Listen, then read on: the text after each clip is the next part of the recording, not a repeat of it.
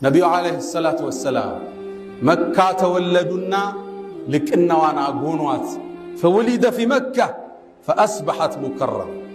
ወደ መዲናም ተሰደዱና አበራች። ወሃጀረ ኢለል መዲና ፈአስበሐት ሙነወራ። ወደ ልቦናችን ገባና ልቦናችንም ጸዳ። መልእክተኛው ዓለይሂ ሰላቱ ወሰላም የተሰጣቸውን ተልእኮ ለማስከተል መካ ምቹ ሜዳ አልነበረችም። ወደ መዲና መሰደድ ግድ ሆነ። ቤተሰብ ዘመድ ቀየን ጥሎ መሰደድ ፈታኝ ስደት ነበር። ወደ መካም ዙረው አንቺ መካ ወይ እኔ ዘንድ አላህ ዘንድ የተወደድሽ ከተማ ነሽ፣ ባያስወጡ ይኑሩ አልወጣም ብለው በዝነት ተለዩዋል። መዲና መግባታቸውን የየትሪብ ሰዎች ይጠብቁ ነበር። ጠዋት ይወጣሉ፣ ፀሐይዋ ከፍ እስክትል፣ ፀሐዩ ሲበረታ ወደ ቤት ይመለሳል። በአንድ የተከበረ ቀን፣ በአንድ የተላቀ ቀን ነቢዩ ዓለይሂ ሰላቱ ወሰላም ከባልደረባቸው አቡበክር ጋር ሆነው ወደ መዲና ብቅ አሉ። መዲና ዳግም አበራች። ጠለዐ አልበድሩ ዓለይና ሚን ሰኒያት አልወዳዕ። ነቢዩም መዲና ሲገቡ ሁሉም የአንሷር ጎሳ፣ ሁሉም የመዲና ነዋሪ እሳቸውን በማስተናገድ የሚገኘውን ልቅና ለማግኘት ሁሉ ጓጉቷል። ግመላቸው እየሄደች ነው። አንዱ የተከበረ የአንሷር ቤተሰብ ይመጣና የአላህ መልእክተኛ እኛ ዘንድ ጥሩ ጥበቃ አለ፣ ጥሩ ዝግጅት አለ፣ ጥሩ እንክብካቤ አለ፣ እናስተናግድ ይላቸዋል። እሳቸውም መልሳቸው አንድ ነው፣ ደዑሃ ፈኢነሃ መእሙራ። ግመሏን ተዋት፣ አላህ ያዘዘበት ቦታ ነው የምትበርከው ይላል። ሌሎች ይመጣሉ፣ ያ ረሱለላህ ኢለል ዑዳ ኢለል ዓታድ፣ እባክህን ወደ ተከበረ ጥበቃ እኛ ቤት ና ይሏቸዋል። ነቢዩም መልሳቸው አንድ ነው፣ ተዋት እሷ ታዛለችና። በዚህ መሃል አንድ ስትራቴጂክ የሆነ ወጣት፣ ሃያዎቹ መጨረሻ ላይ የሚገኝ ወጣት ይሄን የህዝብ ጥያቄ የሚያሸንፍበትን ሐሳብ ቀየሰ። የመልእክተኛውን ዓለይሂ ሰላቱ ወሰላም ጓዛቸውን ሻንጣቸውን ሰበሰበና ቤቱ ወስዶ አስቀመጠ። ነቢዩም ዓለይሂ ሰላቱ ወሰላም ግመላቸው ስትበርክ ጓዛቸውን ሊያዩ ሲመለሱ ሻንጣቸው የለም፣ ዕቃቸው። ሻንጣዬ ዕቃዬሳሉ ሲሉ አቡ አዩብ አልአንሳሪ ረዲየላሁ ተዓላ አንሁ የወጣት የአላህ መልእክተኛ እኔ ጋ አድርጌዋለሁ አሉ። ነቢዩም ዓለይሂ ሰላቱ ወሰላም የህዝብን የተለያየ ጥያቄ የሚፈቱበት መንገድ አገኙ። አረጅሉ ማዓ ረሕሊህ፣ እንግዲያውማ ሰው የሚያርፈው ጓዙ ካለበት ቤት ነው አሉ። አቡ አዩብ አልአንሳሪ አላህ ውስጡን ጉጉቱን ስላወቀ ዕጣውን ሰጠ። ነቢዩም ወደ እሱ ቤት አቀኑ። የመዲና ሰው ሁሉ በሱ ቀና። እሳቸውን የማስተናገድን ልቅና አላህ ወፈቀው። ከአቡ አዩብ አልአንሳሪ ቤት ነቢዩ ዓለይሂ ሰላቱ ወሰላም 1 ወር ሙሉ ተቀምጠዋል። ያን ቤት ጅብሪል ተመላልሶበታል። ያን ቤት መላእካን አጅበውታል። ያ ቤት የአላህ ጥበቃና እንክብካቤ ተደርጎበታል። አቡ አዩብ ቤቱ ፎቅ ነው። ነቢዩ ገቡ ከቤቱ ሰለላሁ ዐለይሂ ወሰለም። የአላህ መልእክተኛ አላቸው፣ እርስዎ ታች ነው፣ እኔ ላይ መሆን አልችልምና ፎቅ ላይ ይውጡ አላቸው። ነቢዩም ዓለይሂ ሰላቱ ወሰላም ስብዕናቸው የረቀቀ አስተዋይ አዛኝ አይደሉ? አንተ አቡ አዩብ እኔ ብዙ ሰው የሚጎበኘኝ ሰው ነኝ፣ ብዙ ጉዳይ አለብኝ። መዲና እንደ አዲስ ሊያቀኑ ነው፣ ህዝቡን ሊያንጹ ነው፣ ወንድማማች አድርገው ሊያደራጁ ነው። ብዙ ጉዞ አለብኝ። ሰው ስለሚጎበኘኝ እያለፉ ወደ ፎቅ ሲወጡ አንተና ቤተሰብ አዛ ትሆናለህ፣ ታች ነው መሆናሉ። ተገዶ ላይ ወጣ። ቀናቶች ሄዱ። አንዴ ታዲያ በሌሊት ተነስቶ ሲራመድ ከበደው። አሁን ምራመደው ምናልባት ነቢዩ ከታች ተኝተው እኔ ከላይ ነኝ፣ ይሄም አይደገምም ማለት ታች ወረደ። የአላህ መልእክተኛ አላቸው፣ ፈወላህ ለአስኩኑ በይተን አንተ ፊሃ ታሕት ወአና ዓለይከ ፈውቅ አላቸው። እርስዎ ታች እያሉ እኔ ከላይ መሆን አልችልም፣ አፉ በሉኝ አላቸው። ነቢዩም ዓለይሂ ሰላቱ ወሰላም ጽናቱን ቁርጠኝነቱን ሲያዩ ፈቃደኛ ሆኑት። አብረው ተቀመጡ። የመጣውን ምግብ ያካፍሉት ነበር። እሱም ሰርቶ እሳቸው ሳይበሉ አይቀምስም ነበር። ምግብ ይልክላቸዋል። የአላህ መልእክተኛ ከምግቡ ቀምሰው ወዳቸው ሳይሞላ ነው የሚመልሱ። አመጋገባቸው ይሄ ነው። እኛ ህዝቦች ነን፣ ሳይርበን አንበላም፣ ስንበላ ሳንጠግብ እናቆማለን። የነቢዩ ዓለይሂ ሰላቱ ወሰላም የህይወት መርህ። ነካክተው የመለሱትን ምግብ ሚስቱና አቡ አዩብ እጃቸው ያረፈበትን ቦታ ፈልገው በረካቸውን ለማግኘት እሱን ይመገቡ ነበር። በእርግጥም እናንተ ጎናጸፉ። እሳቸውም በማስተናገድ ክብርን አገኘ። በመዲና ጎዳናዎች ላይ ሲሄድ እኔ እኮ ነብዩ ቤቱ ያረፉለት ሰው ነኝ ነበር አቡ አዩብ። ከዓመታት በኋላ ነብዩም አልፈው ሰለላሁ ዐለይሂ ወሰለም ወደ ጌታቸው እንኳን ተሻግረው ሰሃቦቹ ይሄን ልቅና አረሱለትም። አንዴ ኢብኑ አባስ በስራ የምትባለው የኢራቅ ከተማን መሪ ያሉ አቡ አዩብ ገባ፣ አገኙት። ኢብኑ አባስ አስተናገዱት።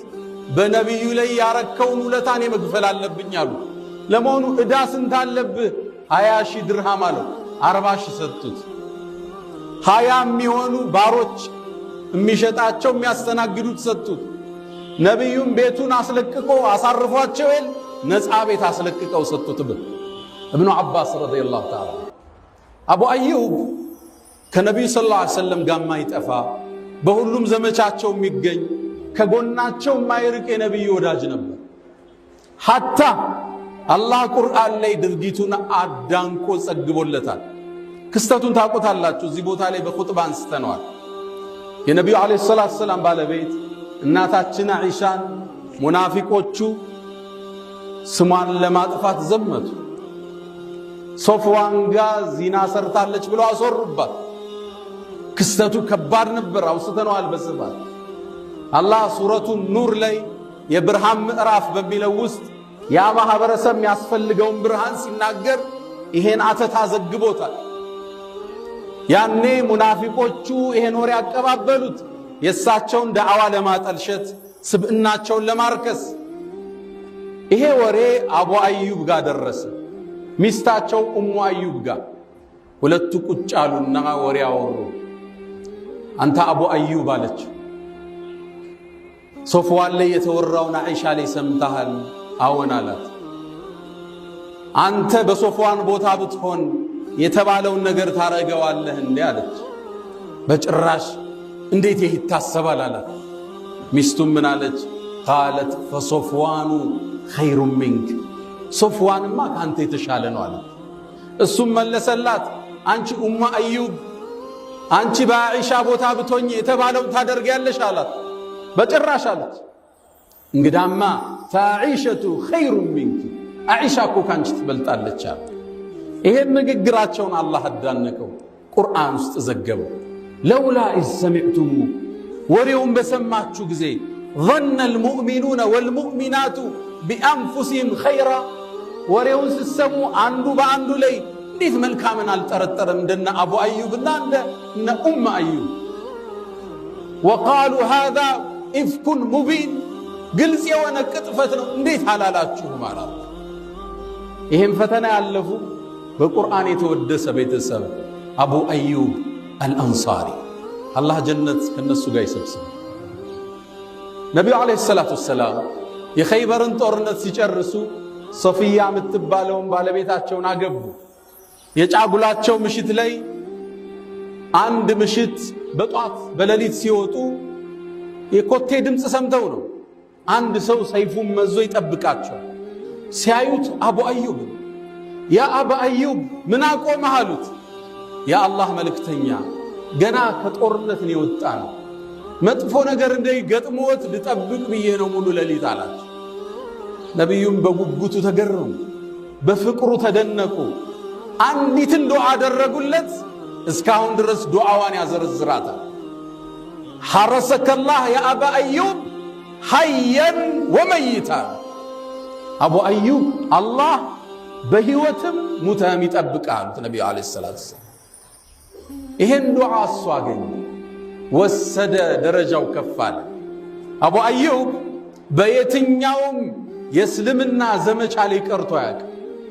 ገና ነብዩ አለይሂ ሰላቱ ወሰላም ወደ መዲና ከመሰደዳቸው በፊት በይዓቱል ዐቀበቱል ኡላ ወሳኒያ በጨለማ ያደረጉት ከመዲና ጎሳዎች ጋር ውይይት አለ ሚስጥር እዛ ላይ ተገኝቷል። በይዓተ ሪድዋን ለአላህ መስዋዕት ለመሆን የተማማሉበት ዛፍ ላይ ተገኝቷል። ሁሉም ጦርነቶች ላይ ተሳተፉ። እሱ ነብዩ ወደ አኺራ ሲያልፉ 40 ዓመቱ ነበር። ከርሳቸው በኋላ 40 ዓመት ኑሯል። ጠቅላላ 80 ዓመት የተከበረ የታፈረ ሆኖ ኑሯል። በጀሃድ ጥሪ ቀርቶ አያውቅም። አቡበክር ጋር ዘምቷል፣ ዑመር ጋር ዘምቷል፣ ዑስማን ጋር፣ አልይ ጋር፣ ሙዓዊያ ጋር ዘምቷል። አቡ አዩብ አልአንሳሪ እድሜው 80 ዓመት እንደደረሰ አንድ ዘመቻ ሙዓዊያ ጠራ።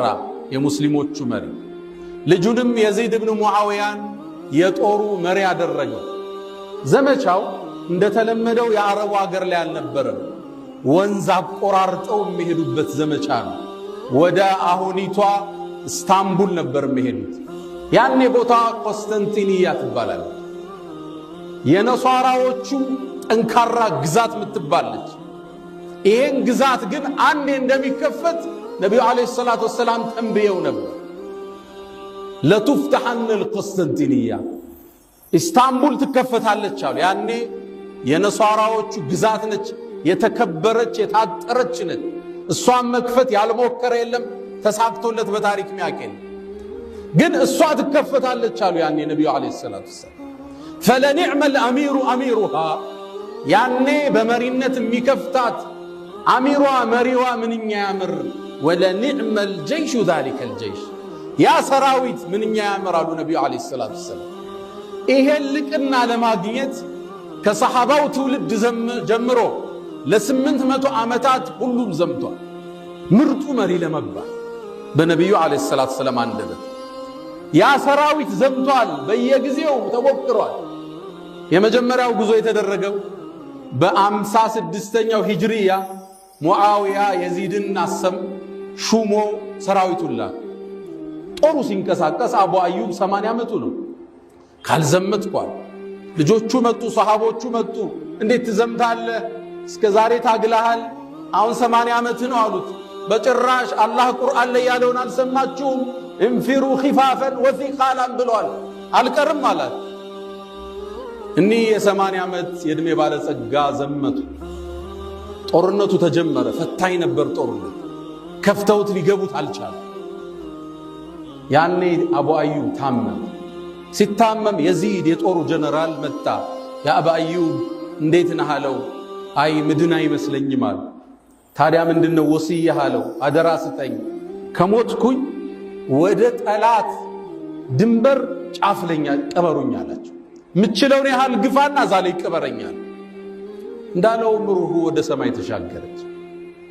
የዚድ ብን ሙዓዊያም ጀናዛውን ተሸክሞ ወስዶ ቆስጠንጢንያ ያሁኑ ኢስታንቡል አጥሩ አካባቢ ቆፍሮ የመጨረሻ መሄድ የሚችለው ቦታ ቀበረ። ጦሩ ሊመለስ ሲል የሩሞቹ መሪ ቀይሰር ከላይ ላይ ሆኖ ሲመለከት አንድን ቀብር ተመለከተ። የማን ቀብር ነው አሉት። ይሄማ የሙስሊሞቹ ሰራዊት ጋር ዘምቶ የመጣ አንድ ሰው ነው። ደብዳቤ ጻፈ። ለማን? ለየዚድ ብን ሙዓዊያ። ከፊት ለፊታችን ሰው ቀብረህ ሄደሃል፣ እንቆፍረውና ስጋውን ለውሻ እንሰጠዋለን። የዚድ ብን ሙዓዊያ ደብዳቤውን ገለበጠና ስማኝ አለው። ይሄ ሰው አቡ አዩብ ይባላል፣ የምልክተኛው የቅርብ ወዳጅ ነው። ቀብሩን ትነካውና ቀብር የተባለን ቆፍሬ ደፋለዋል። አገሬ ላይ ያሉ የእምነት ቦታዎቻችሁን አቃጥላል። አገሬ ላይ የእናንተ እምነት ተከታይ አይኖርም። ሰራዊት ጥጉማይ ታወቅ ይጀመጣለው፣ አንገትህን ከተከሻህ ለየዋለሁ። ቀይሰር እንዲህ አይነት ዛቻ ሲሰማ ወደ አጉል ፈተና እየገባ መሆኑን አወቀና ገልብጦ እሱም ምን አለው? በቃ ቀብሩን አንነካው፣ እናንተ ዘንድ ያለውን ቦታ ማወቅ ፈልገን ነው፣ ጠባቂ እናረግለታለን አለቀው።